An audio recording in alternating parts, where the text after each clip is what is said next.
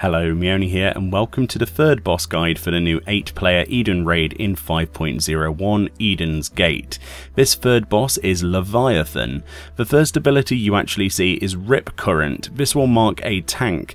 This tank in particular must take this marker to the side away from the group. It will then send a beam of light in that direction, damaging anything in its path, so keep it away as is demonstrated here. Next up is Temporary Current. This leaves 2 safe zones to stand in and washes the rest of the platform away. Move to a safe zone either side of these heads to avoid it. Drenching Pulse places circles down where players are currently standing, so move when the ability finishes its cast to avoid damage. At the same time, circles will be on players' heads now, spread these out and try not to stack them with others. You will then have another Temporary Current to deal with. Tidal Roar is then cast, which is a large scale room AoE to heal through. And again here, don't forget about the Rip Current. This occurs quite frequently in a fight with that marker on the tank, so move to the side of a room to avoid hitting players in a direct line. You will then see Tidal Wave. This puts a water tempest at the side of the room. You must stand next to this water tempest before it actually detonates. It knocks you backwards, so failure to get close enough will throw you off the arena itself and kill you. Undersea Quake is an ability where the ground in a direct line in front of the serpent's 2 heads will be destroyed. Make sure then that you are in the middle if the heads are outwards like this. The arena is now smaller for a while. Crashing Pulse will be cast, putting AoEs on your current position, so wait for them to spawn and then spread out to avoid stacking damage.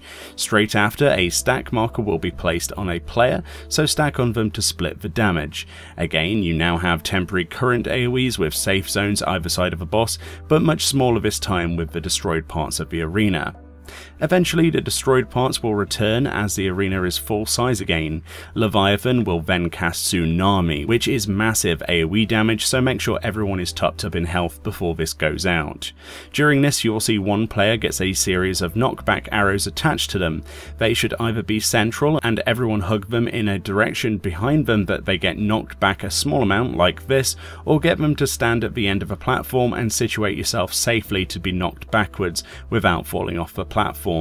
The player with the knockback can move freely here, and it's up to them to put it somewhere useful.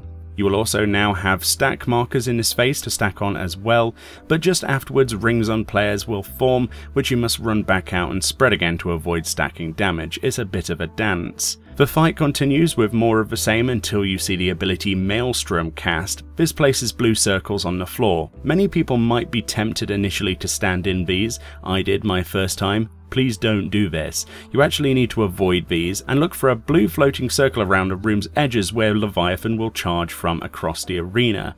Avoid his blue entry circle, avoid the puddles, and you are fine for this stage. Everything will now rinse and repeat until the next Undersea Quake. This time it will actually be the opposite of what it was before, so in our case the inside arena platform will be destroyed, so you need to be on the outside. Again, you can look at where the serpent's mouths are to see where is actually safe. At this point you have the same mechanics, the Drenching Pulse AoEs, the Tidal Roar AoE damage, the Temporary Currents which are now at different angles with new safe areas, and so on.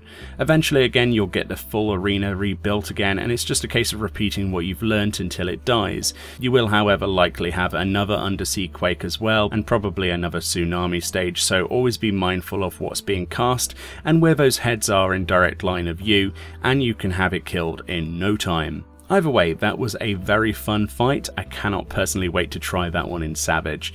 Thank you all kindly for watching, and I'll see you all next time.